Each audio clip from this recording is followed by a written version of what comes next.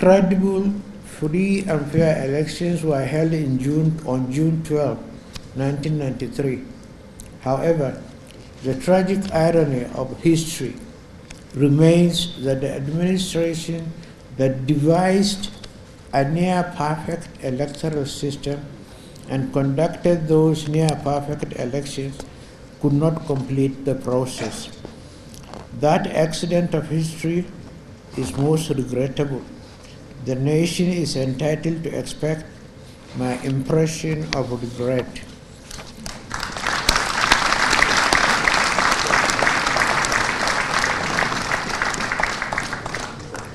As the leader of the military administration, I accept full responsibility for all decisions taken under my watch.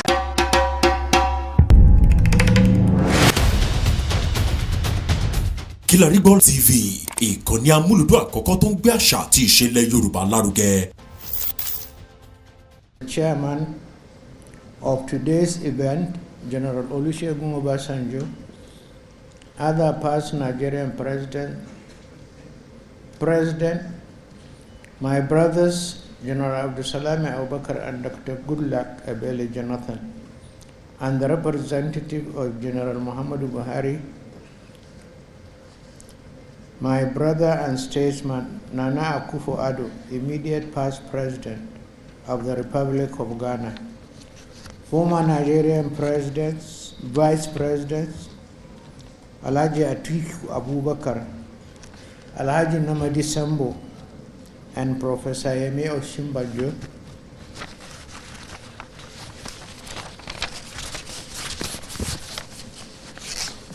senators and House of Representatives members present, state governors present and past, our royal fathers present, honorable ministers.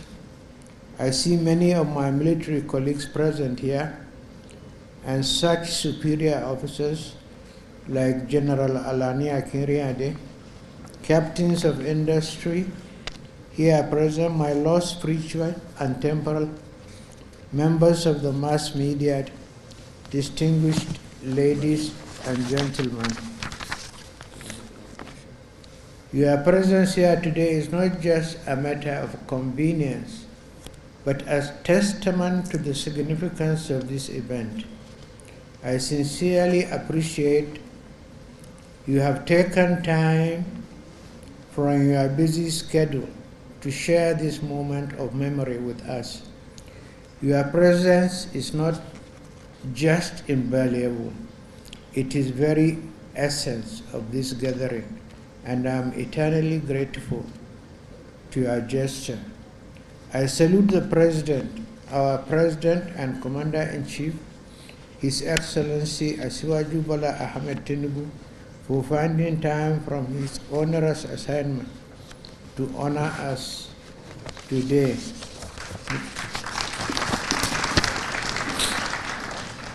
Mr. President, you are able to attend this event today means a lot to me personally. As you know only too well, you have my blessings, prayers, and goodwill in your arduous task of moving our country forward. To all our former presidents and heads of state, your enduring impact on our nation and your legacy is not just a testament to your dedication and service, it is a beacon of hope for our future. I am deeply grateful for your contributions and presence in particular. I cannot sufficiently thank my brother, His Excellency Nana Akufo-Addo,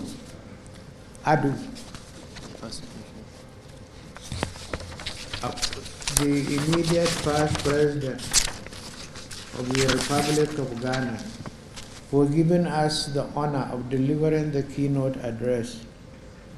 I am compelled to single out for praise very senior bosses and older brothers, General Yakubu Gawan, His incisive forward to the book is admirable and moving.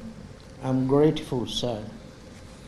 General Gawan and my other boss, General Olusegun Obasanjo, who gladly agreed to chair this event, have positively impacted my life.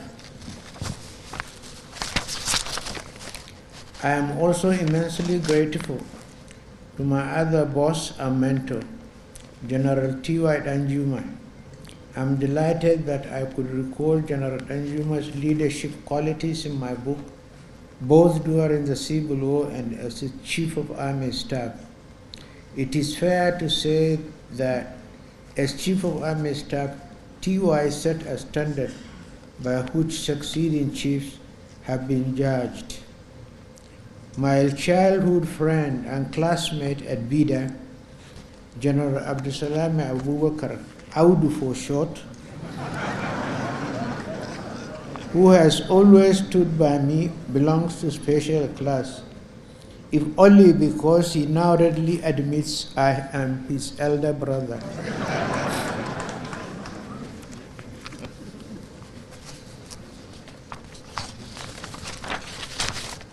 I also thank my boss and our immediate past president and colleague, General Muhammadu Buhari, who sent a lovely note a few days ago apologizing for his inability to be with us.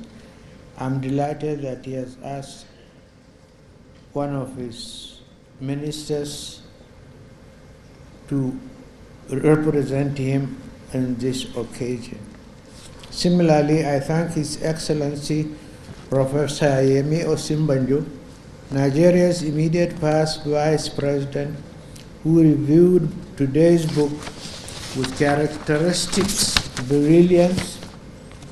I shall remain forever grateful to all governors of our states, distinguished senators and members of the House of Representatives, past and present. To our Royal Highnesses, I am deeply grateful for your presence. I understand the effort it takes to travel from your different domains to attend this event like this. Your presence adds a unique and esteemed perspective to this event, and I pray for your safe return home. My deep appreciation of your presence and support is that of the captains of industry of our illustrious private sector will be eternally on record. The Board of Trustees of Presidential Library will find befitting ways of permanently acknowledging your support in the envisaged facility. Talking of captains of industry, how do I thank my son Abdul Samad Rabiu? He has shown enduring commitment to this event and the library project from day one. Thank you very much, Abdul Samad. To the rest of this distinguished audience, drawn as I can see from different parts of the country, I thank you from the depth of my heart as representatives of our people, especially those who are unable to be here, some of whom have managed to reach out to me since the details of today's events were made public. I'm humbled by your presence and the interest you have shown in my memoirs and the library project. No matter our points of origin in the Nigerian encounter, we all share experience of a fascinating national journey. Ours is the story of a thrilling past, an engaging present, and a most promising future. Today's event reminds us that we are not just here to remember the past, but to actively shape the present and envision a bright future with hope, a future that each one of you with your unique perspectives and contributions will help to build. The first aspect of today's event is the public presentation which has been done. This memoir, a culmination of over 3 decades of reflection, significantly contributed to our understanding of our national history. Throughout the public presentation of this book, I believe I am paying a huge part of my debt to public. I have had to contend with this question all the time. When will you tell your side of the story? Understandably, our period of service has somehow evoked, and rightly so, many questions and stories among our public. This book, which chronicles my experiences, decisions, and challenges during our national service, tries to answer some of these questions from my modest perspective. My colleagues in arms and I presided over significant change and turbulent reform. We confronted monumental challenges in the economy, the polity, foreign affairs and defense, and security spheres of our national life.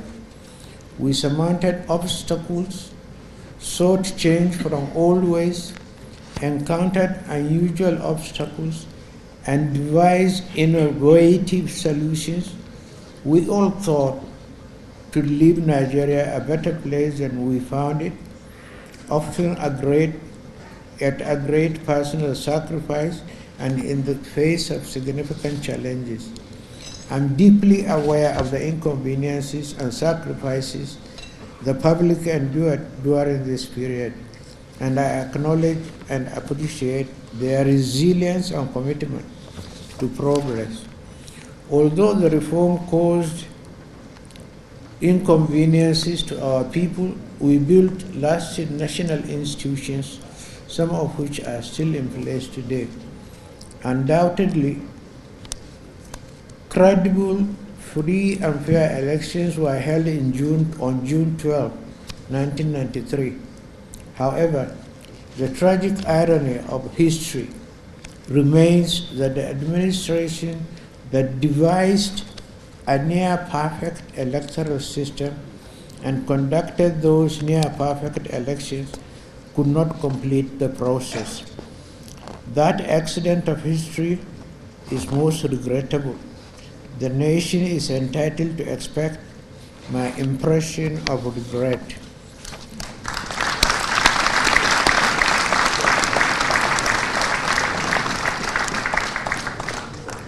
As the leader of the military administration, I accept full responsibility for all decisions taken under my watch.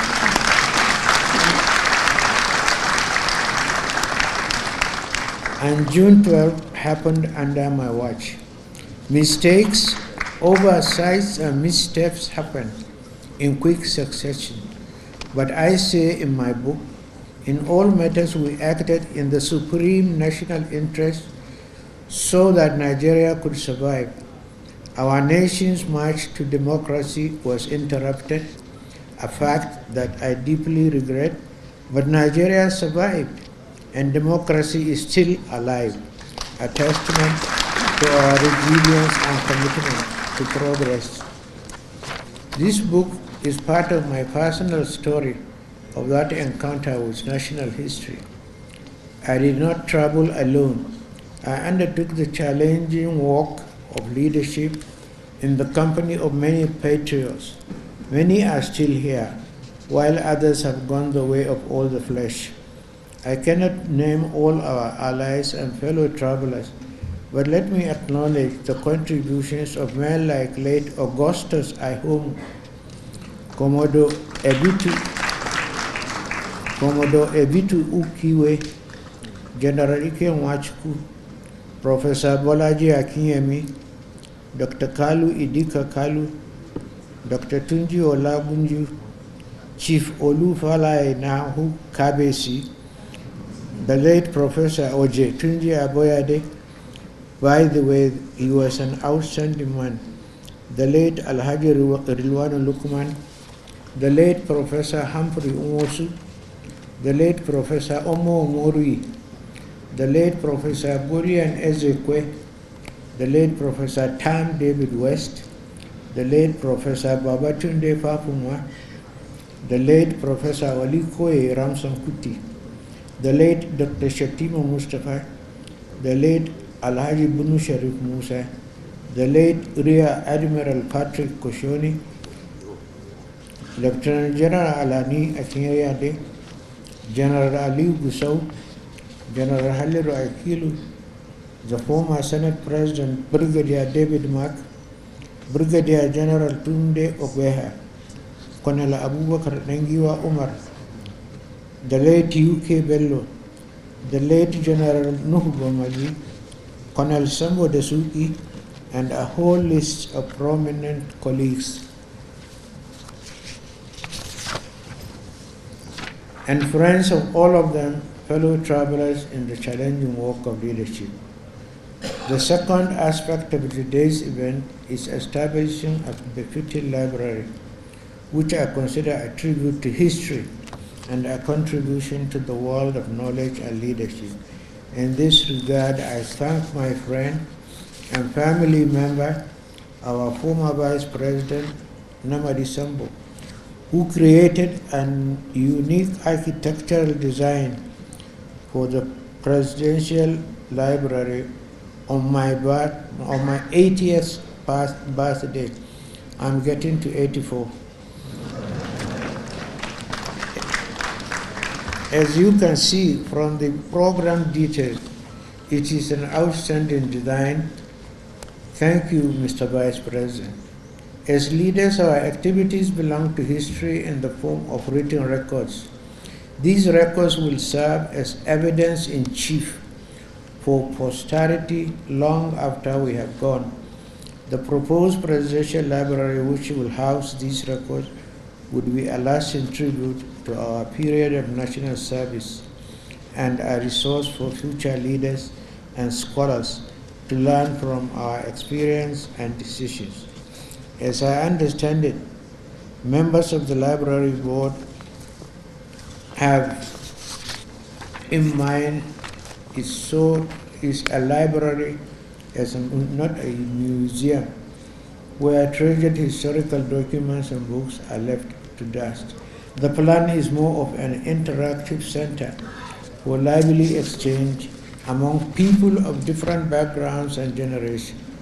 Once again, I sincerely appreciate and ensure your presence at this gathering. Your participation and the conversation following this event will undoubtedly contribute to better Nigeria. I'm grateful for your support and look forward to our shared journey towards brighter future. The task of recovering memory can never be easy. As I said in my acknowledgement pages in the book, apart from my publishers, Messrs. Bookcraft, headed by Mr. Bonkole Olaebi, in writing this book, I acquired debts of gratitude to several other persons that deserve mention. Dr. Yemi Ogumbi, otherwise Dr. Activity, Dr. Chidi Amuta, Mr. Abiola Phillips, Mr. Clement Fajimoku, and Mr. Toby Shenoy gave generously of their time, experience, and resourcefulness, not just in the area of research, but also in painstaking editorial work.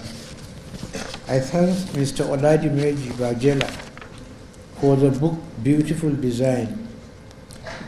Yemi Ogumbi's unwavering commitment to ensuring the expert production of the book and his tireless work towards realizing today's event will never be forgotten. Thank you, Dr. Activity. Yemi's effort and those of his colleagues were amply complemented by the commitment of other young friends and colleagues, such as Donald Duke, Rotimi Amechi, and Mr. Francis Ogoro, who made several trips to Mina for consultations in this project. My gratitude to these other friends who assisted in this program. Thinkers and persons of knowledge as possible, especially business, finance, and economics. I naturally started my consultation with those I had met practical contact with within the years. In this regard, I reached out to Professor Gabriel Olusanya. He impressed me greatly during my tenure at the National Institute of Policy and Strategic Studies. Through him, I expanded the contact of reputable Nigerians to consult on how best to design an appropriate economic reform agenda. In this regard, I contacted Professor Ojetunji Aboyare, Professor Ikenna Nzimiro, Chief Michael Omolaele, Professor Akimabo Gunje, and Dr. Chu Okongu. We could rely on the technocratic expertise and vast bureaucratic experience of men like Olufalaye. Through Ike Nwachukwu, we had been since the military, when he was a military governor of Imo State. I engaged and incorporated Dr. Kalu Idika Kalu, who had done impressive work on the state's economy. Before that, he had worked at the World Bank and served as the Asian desk, where he garnered extensive knowledge on what became the Asian Tigers. In particular, his creative approach to rescuing the economy of Imo State made it possible and positive impression on me. Under the famed Imo formula, he excited me and I brought him to the federal level to help us with the economics of spending only what you have. Such prudent management and economic realism was what, in my view, our desperate economic situation required. What I found exciting about working with these outstanding intellectuals, men of ideas and experience, was that they were a community of ideas. They knew and respected each other.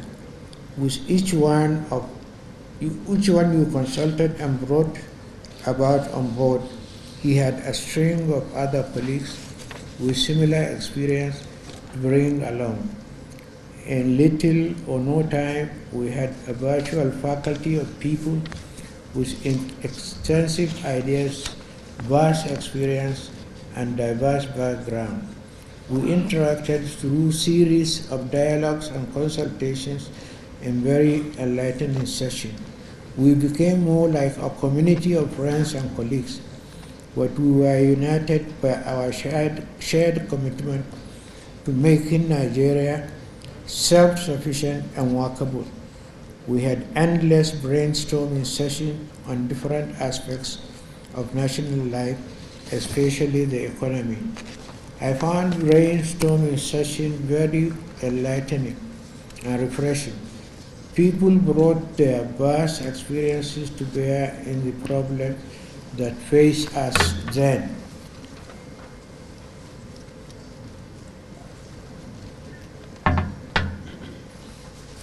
In particular, I recall the insights of Professor Ikenna Nzimiro, who brought a lot of life to our sessions by relating our present problems to his experiences from the past.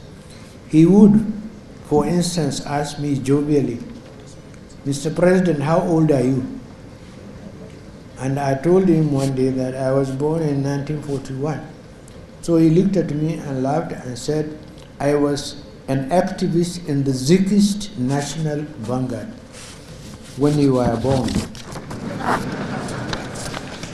So, Mr. President and the Asuwaju of the universe and my elder brother, I want to thank you and thank all my other colleagues for having the time to be here with us. I really appreciate you, Mr. President. Thank you so much.